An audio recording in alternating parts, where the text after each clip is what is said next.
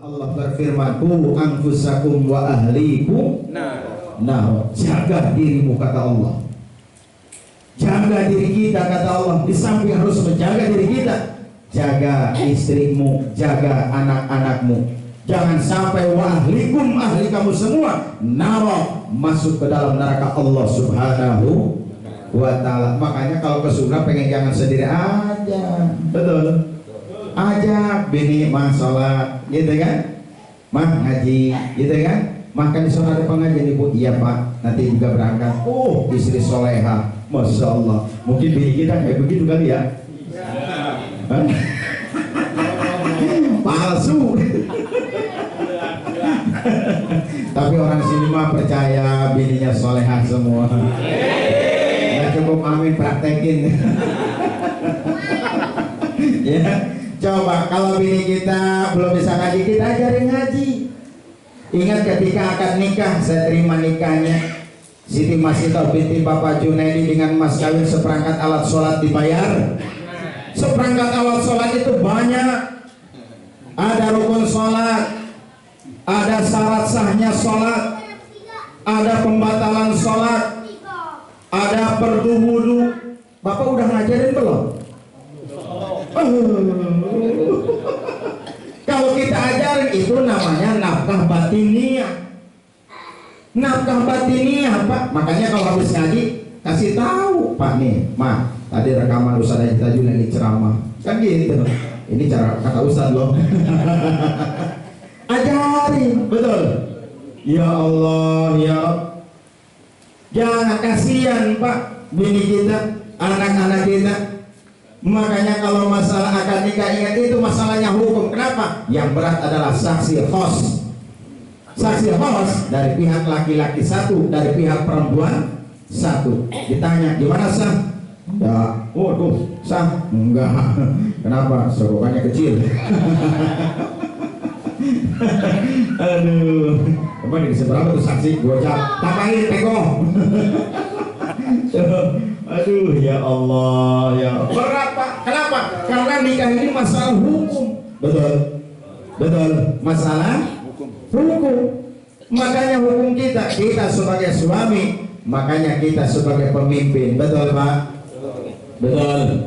Setelah dihisab, maka ada beberapa yang harus kita lalui sebelum kita ke yang namanya Shiratal Mustaqim. Ingat al-maghfurlah, Cilongok selalu membaca doa di akhir daripada ta'limnya, Allahumma hdinas shiratal mustaqim shiratal ladzina an'amta 'alaihim minan nabiyyin wasiddiqin wasyuhada wassalihin wa hasuna ulaika rafiqa dalikal fadlu minallahi wa kafa billahi alima.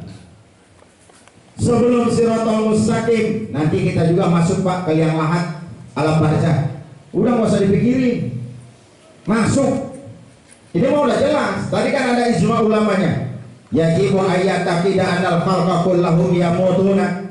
Wajib kita mengitikadkan bahwa sesungguhnya semua makhluk Allah pasti akan mati. Wa qubidu li arwahihim, maka akan dicabut ruh kita oleh siapa? Malakul maut. Wa huwa la utawi iku malakul maut Azrailu iku malaikat. Gak ada yang jawab. Malaikat takut apa namanya itu? Makanya kita wajib tahu Pak jumlah malaikat. Makanya dalam kitab Riyadul Badiyah yajibu ayyataqidah annal malaikat.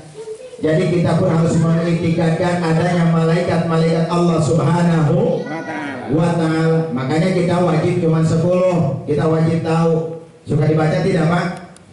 Jibril, Mikail, Israfil, Israil,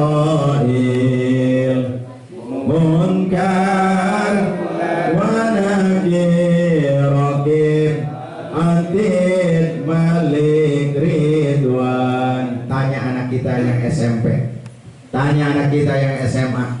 Nah, ada berapa malaikat yang wajib kita ketahui sebagai seorang muslim? Berapa ya Pak? 15 kalau nggak salah. Wow.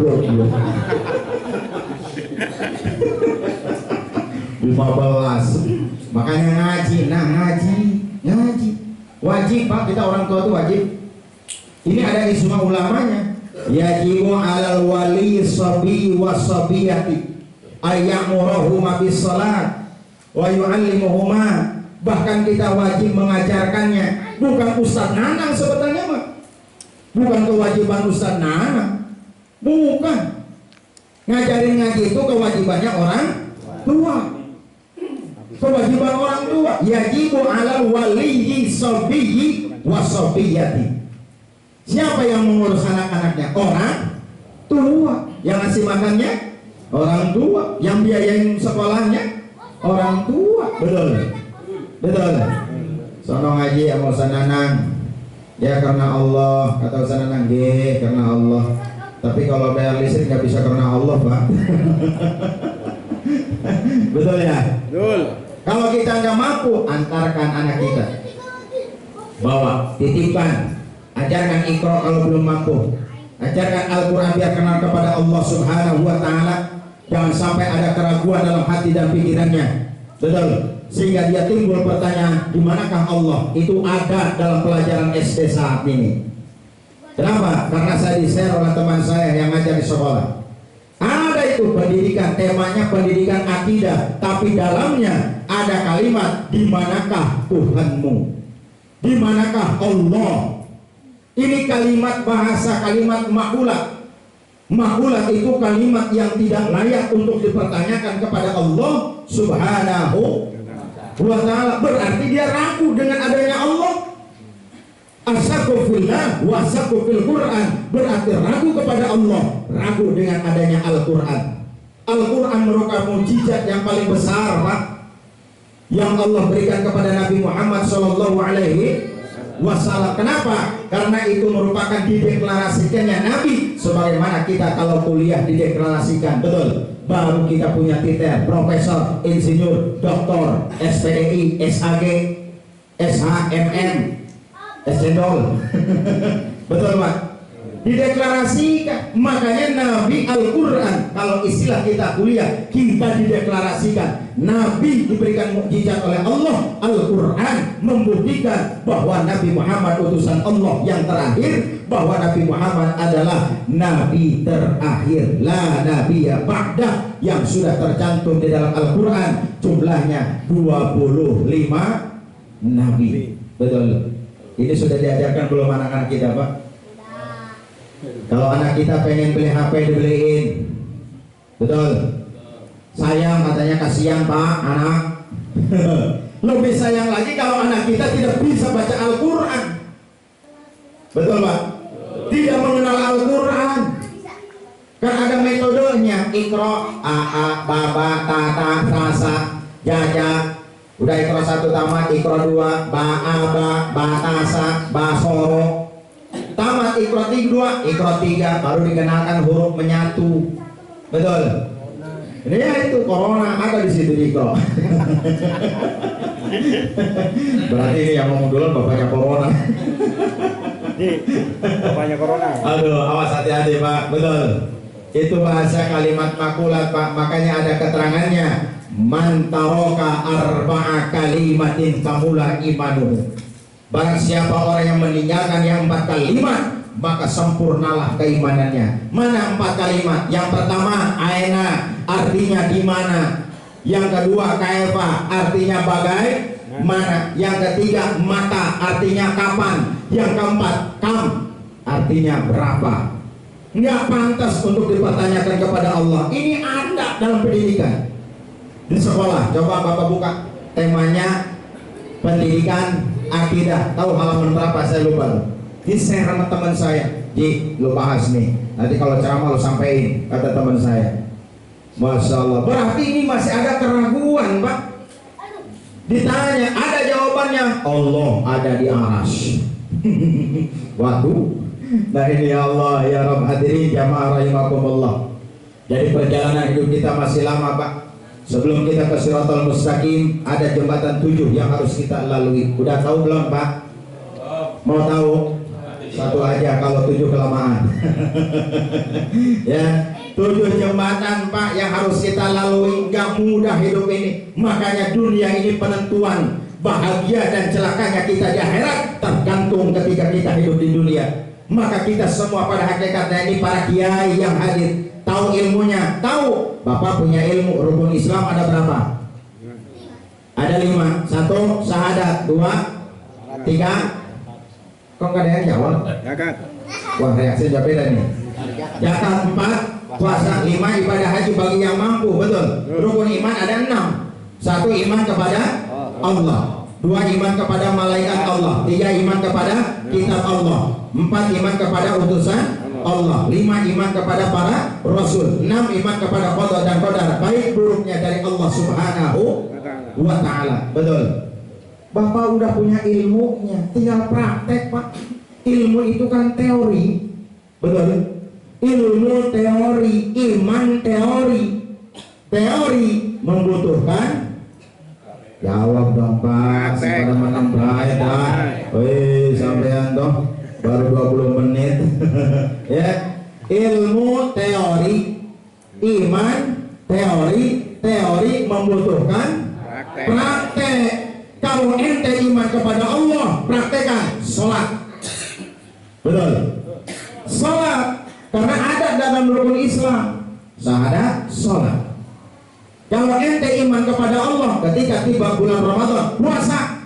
Karena puasa ada cantumkan dalam rukun Islam. Makanya dalam ilmu fikih yang lebih dasar, Safinatun Najah, itu yang paling awal kita kenal Pak. Enggak ujung-ujung perlu wudu, enggak ujung-ujung rukun sholat, enggak ujung-ujung pembatalan sholat, enggak ujung-ujung pasal tayamum. Kagak, itu awal. Makna la ilaha illallah, la ma'budu bihaqqin illallah. Baru kita berwudu, betul. Habis berwudu rukun Islam, baru rukun iman, baru ciri balik. Betul. Halo, paham? Jembatan yang pertama sebelum ke Siratal Mustaqim, Siratal Mustaqim kebagi 2. Ada menurut bahasa lugat, artinya jalan yang panjang dan terang kelihatan. Nih kayak kesini nih ada Siratal Mustaqimnya, ada kelihatan jalannya, kelihatan gede. Tapi kalau menurut syar'an, Siratal Mustaqim itu jalan yang terbentang luas, tajamnya setajam pedang, kecilnya sekecil pedang. Masya Allah, kelihatan mik mah gede. Makanya ada bahasa orang suka ngomong seperti berambut 1 dibelah 7. Yang 7 itu jembatannya. Sebelum Siratal Mustaqim ada jembatan yang 7. Yang pertama, jembatan itu ada pertanyaannya. Pertanyaannya apa? Syahadat Pak. Syahadat kita udah benar belum? Syahadat kita Pak. Syahadat itu kan ada syahadat syar'an, ada syahadat munzin. Syahadat munzin syaratnya 1 iddi'an, mengakui iman kepada Allah. Yang kedua qabul, menerima ajaran Allah walaupun kita belum mampu. Betul Pak? Saya belum mampu sholat, belajar. Saya belum mampu kaji baca Quran, belajar. Nggak usah gengsi. Gengsi peda apa namanya? Bumi sudah berubah, gengsi belajar Iqra. Betul? Betul Pak? Nggak usah gengsi. Lari ke masjid, pakai jubah. Maaf ini mah.